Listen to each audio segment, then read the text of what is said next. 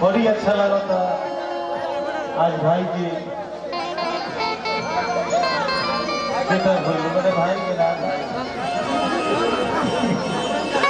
चलिए सब लोग लाइन से प्रोग्राम करी, बड़ी बढ़िया भीड़ लगल बा। हो तुझे ना देखूं तो